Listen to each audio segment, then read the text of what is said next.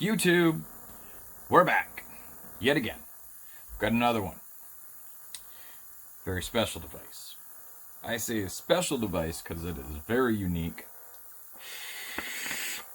to find a true all-in-one and a Boro device. A cross-compatible Boro device. The Pulse AIO. From Vape, project they did with Tony B. I have to say, I have been running this device for about 2 weeks now, and without a lack of better terms, it is phenomenal. It's excellent. It is literally everything one could imagine in regards to a Boro device. So on this one, we're going to dive in. We're going to take a look at the Pulse. We're going to take a look at everything that's included in this true all-in-one kit. We're going to obviously vape on it. We're going to use it. We're going to talk about it.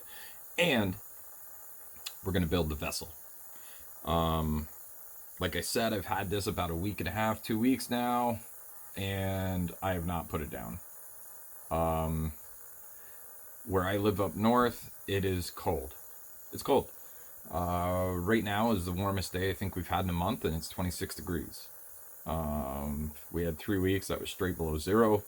This here, coat pocket, wherever. It fits anywhere. But we're going to get into it. So let's dive in. All right. So in our box, right, we've already got the device out clearly. But inside our package, the vessel is normally in the bridge already, and your Boro that runs the stock coil is in this location. You do get a spare coil. I want to talk about these in a minute. Drip tip, you have an 18650 adapter. There's our RBA. You have spare O-rings, spare gaskets, spare screws. They give you a set of pretty basic round wire, just round wire. But at least it's something to put in there. This neat little tool, which removes your 510 nut. This other end is going to remove the beauty ring that holds your fire button in place. This tool is actually really sweet. Charge cable, Type C, which works very well. Full user manual with all the bells and whistles on how to use it, and coil jig for setting your coil height. Goes from 4 all the way up to 11. I don't know what would run an 11, but whatever, it's in there. So again, all in one is often a loosely used term in regards to just about anything when it comes to an AIO. And I say that because, well, there's always room for improvement. But this kit here is everything. Everything is there. Okay. Minus a battery. Okay. They don't supply a battery. But for everything else, it's there. So we're going to dive in to the RBA section at this point and get this built. However, before we do, I want to talk on the stock coils a minute. Now the stock coils in this, or the stock coil, I'm not sure if this is the same. No, this is a little lower wattage. So the one that comes preloaded in it is, what, around 0.3? Let me check. Yep, 0.3, rated for up to 45 watts. I'm not sure what the low is. But the only thing I did with this was broke it in like I would any other stock coil. Loaded it with juice, let it sit. About 10 minutes later, started puffing on it around 10 watts. Moved up to 15, moved up to 20. 25, 30, a couple toots in between, and we're setting at 45 watts now, which is what it's rated for.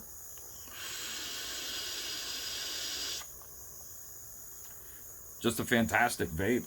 Fantastic vape. It doesn't vape like a normal stock coil where it's kind of dry and not exciting at all. You actually get a really, really nice pull off of it. A super nice touch is on the stock coil. You have an airflow ring, which you can close down or open up, so you can adjust the airflow coming in to your speed. I found for me, right around half at 45 watts gives me really, really good warmth and really, really good flavor. In regards to the stock coils, I can't necessarily speak on the lifespan, just because I've been using the stock coil intermittently since I got it. I want to say I've probably put close to 60 mils through it, and there's no issues. None.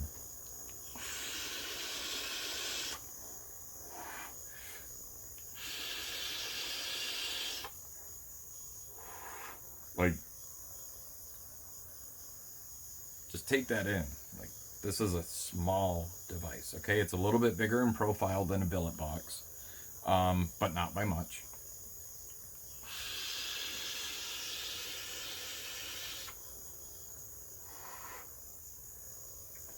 The output is fantastic. Fantastic. No weird flavor. Just broke in and off it went. So, if you don't want to get into the rebuildable section, you just want a simple, you know, I put a coil in, I vape it until the coil goes bad, and I clean it, swap it. Solid, solid option.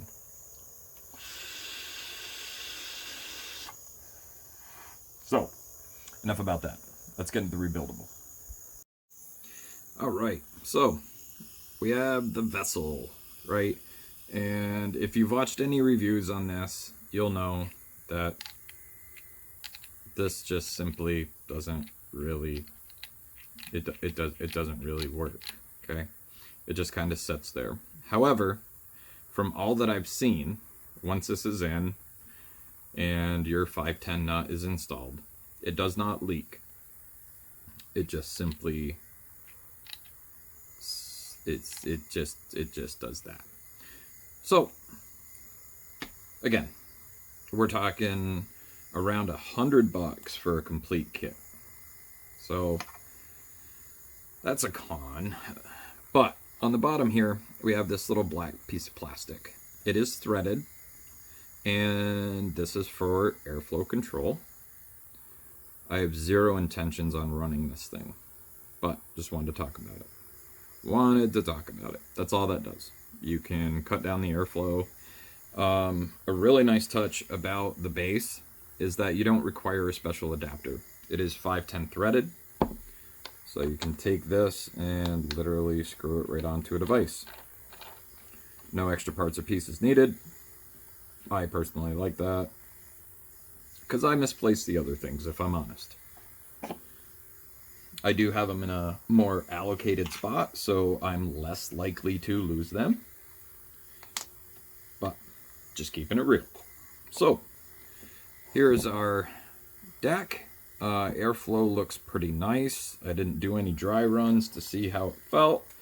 The screws on it are flathead, and this driver is too big. So, we'll just take the stock one out. Normally, I would always avoid using the little blue screwdriver.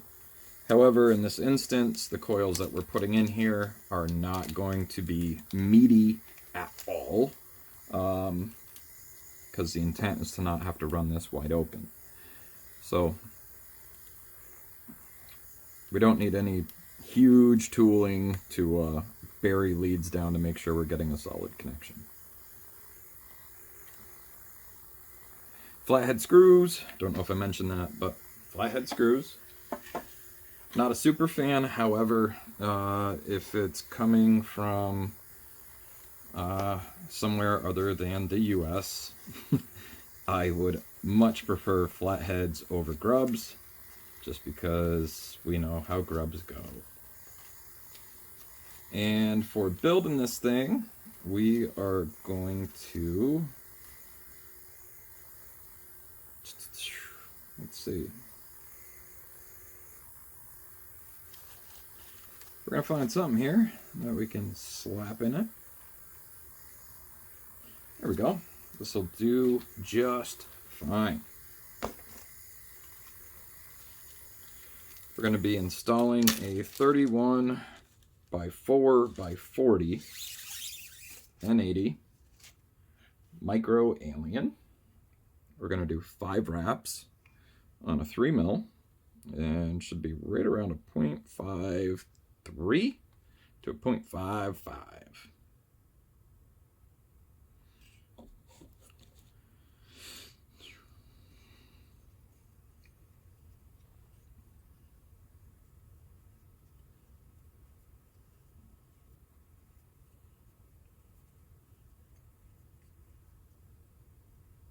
Actually, going off the width of this, we're going to kick it up a notch.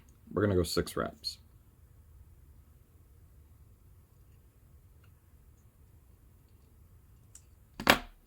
We're going to go 6 wraps because I know it's going to fit.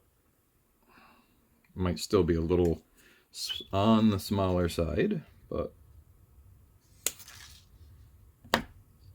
by smaller side, I mean width-wise.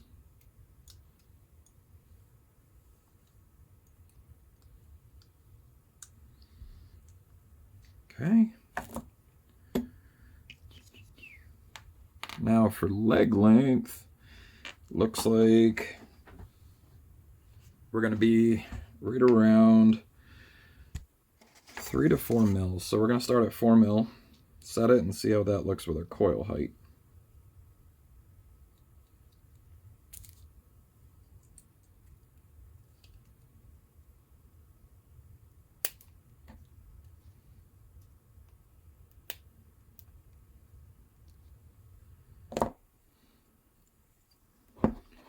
Cut 4. Second thought, still got to stretch it a little bit. Thing is so wide. Let's put it in a mandrel.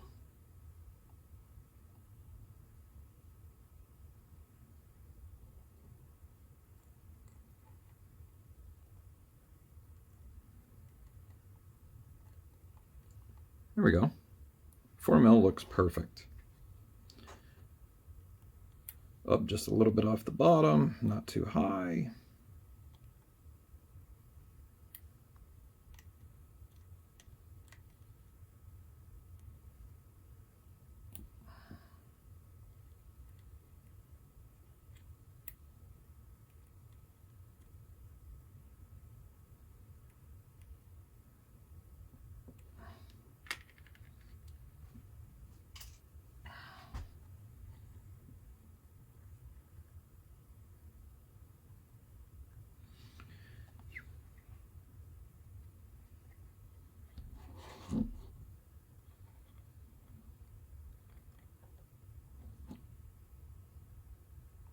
Okay, perfect.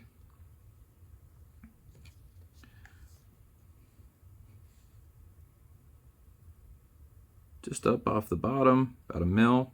See if this works. Get a little close up on it.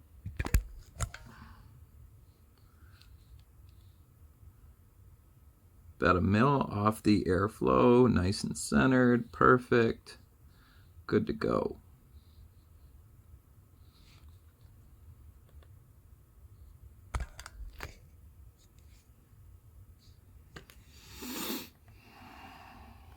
Accept this resistance. Yep.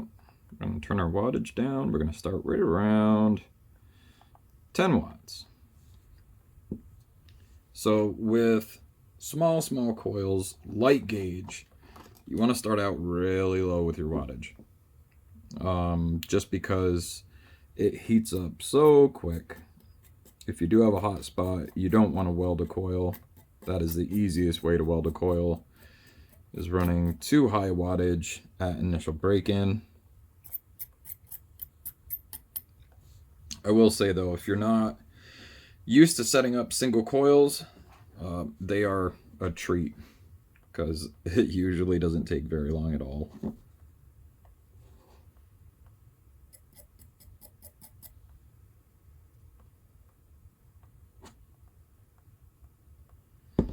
Okay, at this point we're going to remeasure.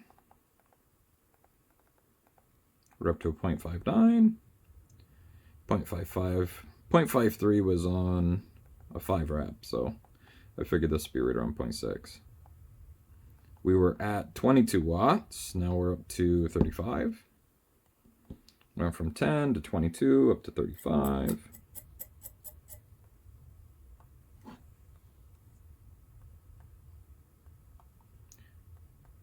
Short little pulses, just looking for something. Gonna go up to 50.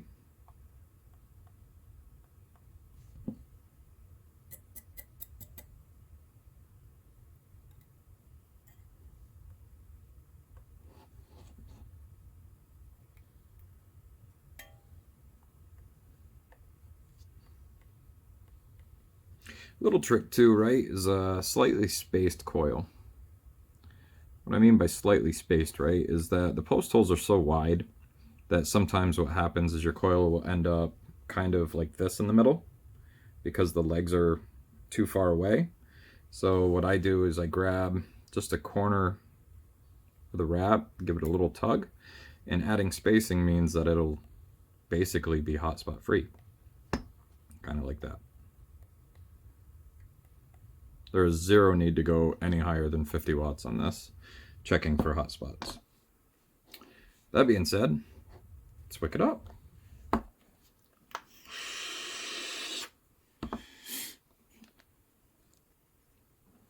So 3 mil coil.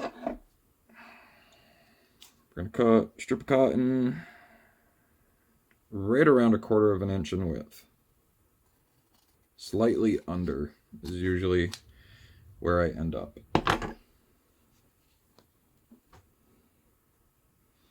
About there. If your cut line on 1/4 inch is at 1/4 inch and not past it, it's pretty much perfect.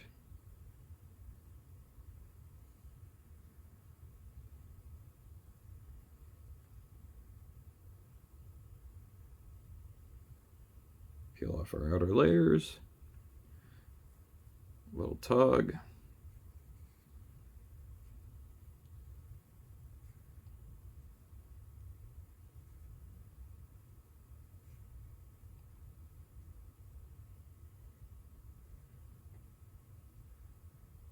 little too much. Kind of figured that's okay. Peel off a little bit. Check it again. There we go. Perfect resistance. A little movement from the coil, nothing too crazy. So to wick this, okay, your juice ports, and I want to talk about that. Your juice ports on the RBA section are on the top of the barrel section that sits on the deck. So that's basically your indicator. I don't know if juice can get down past this section here. There's really no reason for it to if your ports are on top. So again, I haven't ran it yet, so it wicks from the top down. So if it does get past that glass, just keep in mind that you have dry hits in your very near future. We are going to come in right at the side, straight up and down.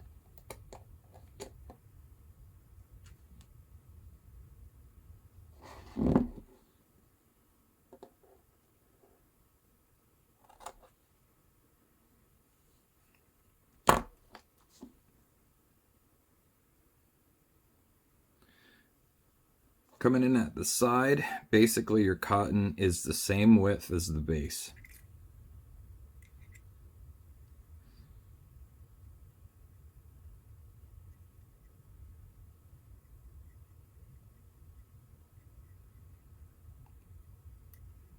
little fluff game.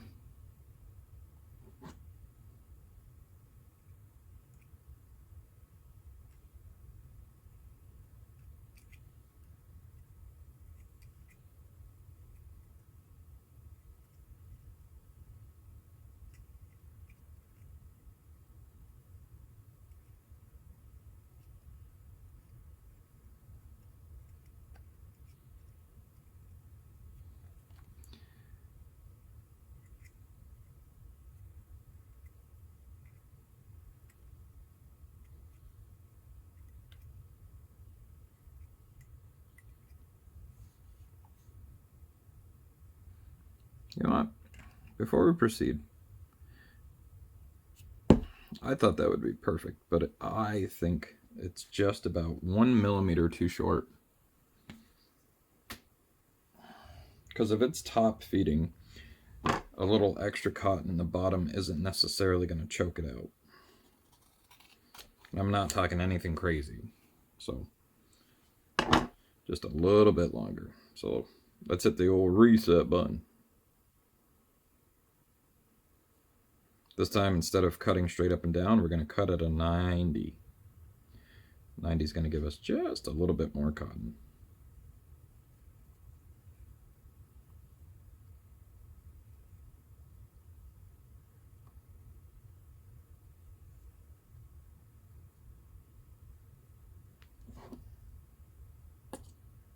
Again, right on that ledge. Oops. Right up against that gasket, but we're just going to turn our scissors sideways.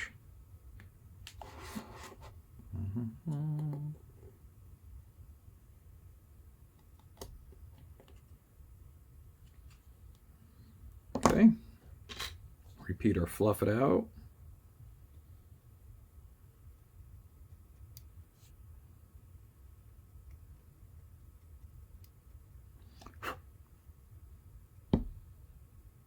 There we go. All right. So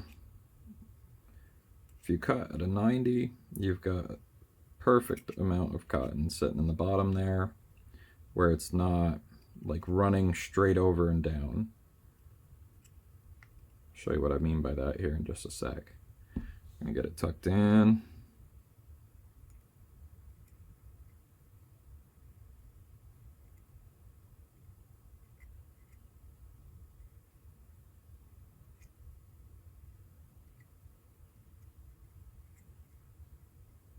Okay, so our cotton, instead of being on an angle like this, now comes over and down. That's all I was shooting for. Just to have a little extra down there. Looks like we're golden. We are ready to juice her up, take her for a ride.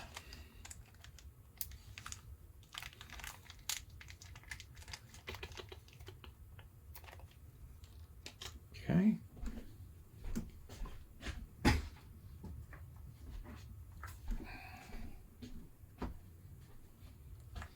For this, we're going to be running some Mini Chef Guavanji. Really, really good stuff.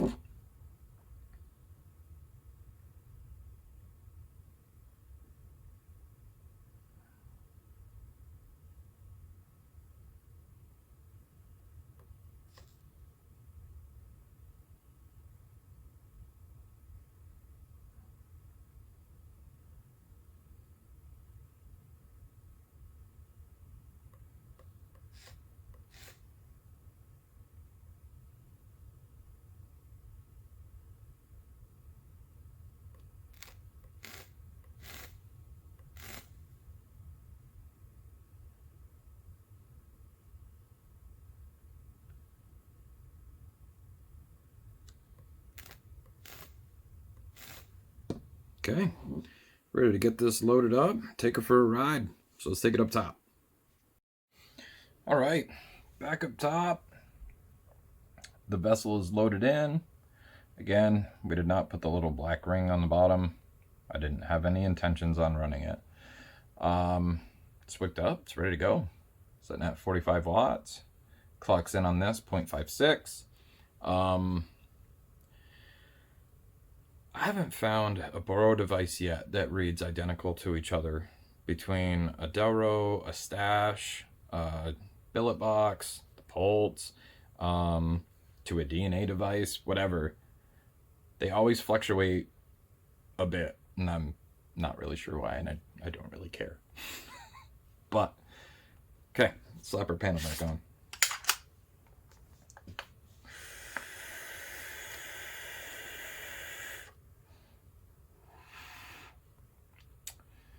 Wow, that is actually really, really good.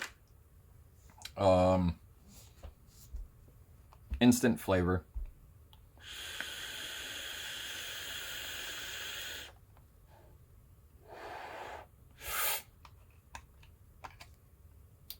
Little wicking bubbles. Pew. Perfect.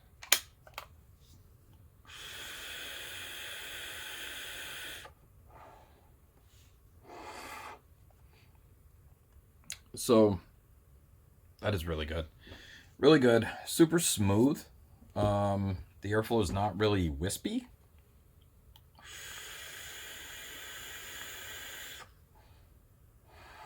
Like super smooth.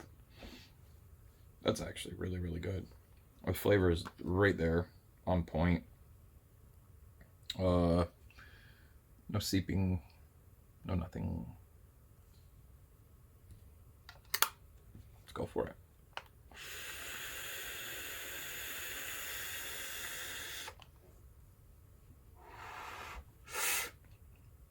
That is excellent. Excellent. So, that's it. The Pulse, man. The Pulse, true AIO. Everything but a battery. Is awesome. It's awesome. Everything works. Could some things work better? Sure. But everything's there.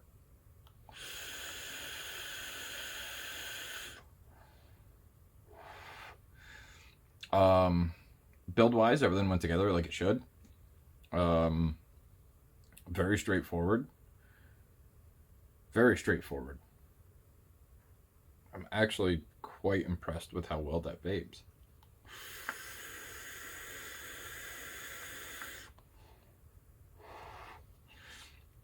Beautiful warmth off of this build. I wanted to talk on that, right?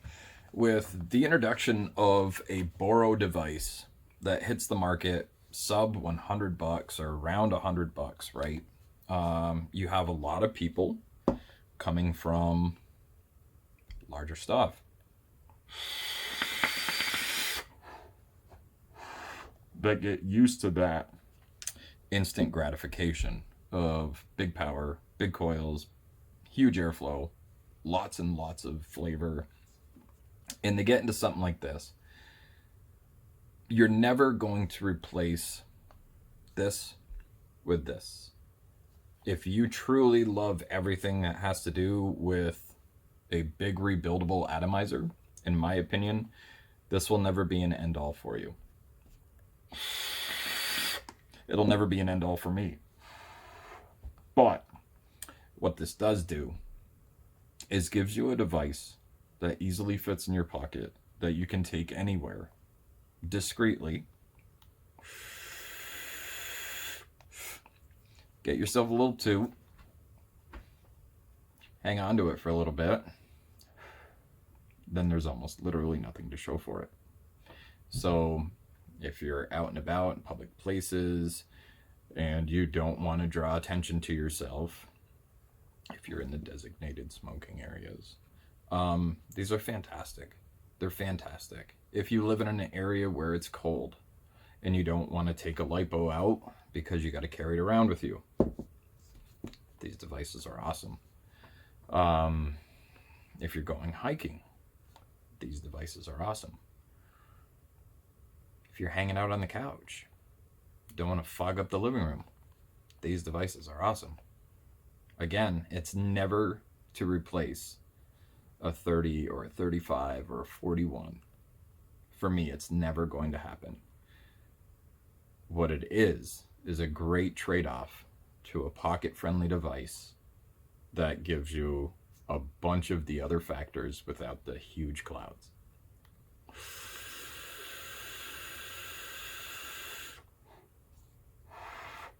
But still puts out plenty, to be honest. There is some aftermarket stuff picking up in regards to these. Aftermarket panels, so on and so forth. Drip tips, gadgets. I mean, like anything else, right? There's always an aftermarket for this stuff. But if you're literally looking for a device to throw in your pocket and not be terribly upset if you drop it and trash it, it comes in about $200 under what a billet box does, and it comes with everything you need to start. So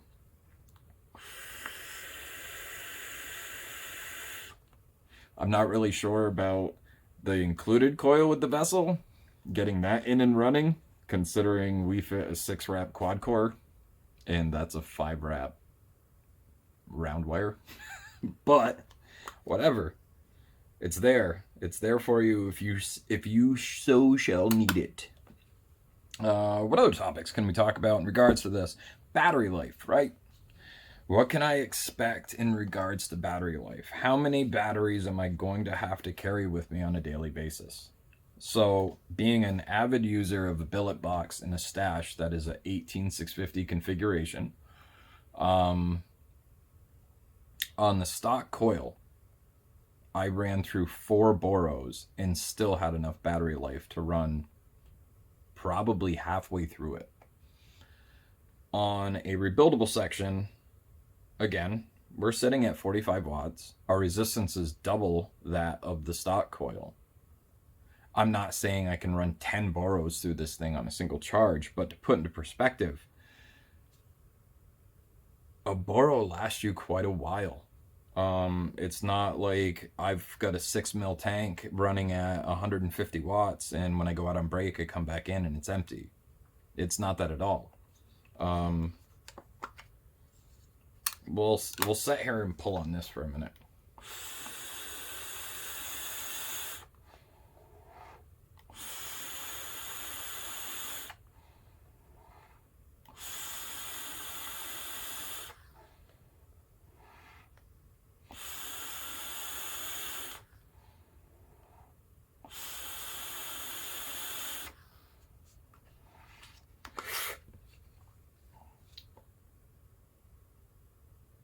We'll give it a minute.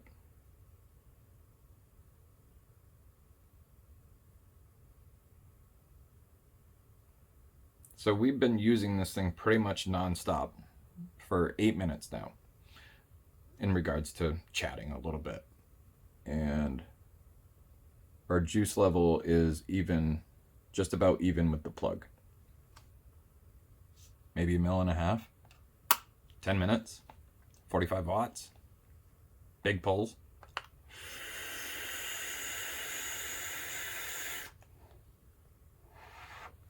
So I would say from a rebuildable standpoint, around 45 to 50 watts, you could probably expect about the same usage on a cell. When we talk about battery life on big lipos, right, we don't necessarily talk about how many hours we get, but how many tanks we run, right? 2800 4S max amps on an EG running 400 watts is usually about 2 shorties or a tall and a half in between charge. This guy, probably 4 Boros of juice in a day would be a ton of vaping on a Boro device, and you're still going to be on the same 21700. In regards to 21700s, I run Molly Cell P42s. Great, fantastic battery. I've also got some 30Ts. Also work very well. The 40Ts. But the P42s they're king, in my opinion, in a 21700.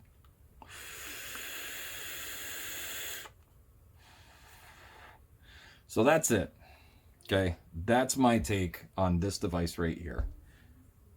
I set it on a live in my group, I think last week, I think that this is probably going to be the most popular device of 2022. Only because it hits a part of the market that's up to this point has never been touched. There's never been a Boro replacement mod that's incredibly affordable, let alone one that is this fully complete. And this good, to be honest. It's really that good. Airflow wise, there's more airflow on this than there is on a billet. There's more airflow on a billet with stock G10s. There's more airflow on this than a Delro, by far. A billet has more airflow than a Delro, in my opinion. There's less airflow on this than a stash box. But when you start getting into those, you're talking devices that have side airflow. How can you change that? Aftermarket panels that have cutouts for more airflow in this area would absolutely help if you want more airflow. With the vessel, for me, in this device, where it's intended to run, it's almost perfect. Like if we take off this faceplate, right?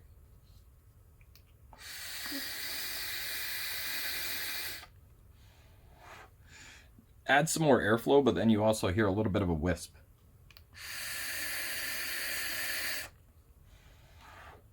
Pop the plate on. You don't hear that wisp so much. But again, if the intent is to grab something that's inexpensive for daily use, where you don't want to throw money at it, this thing in its form, how you get it out of the box, is fantastic. So for me, money well spent. 8 days a week, money well spent.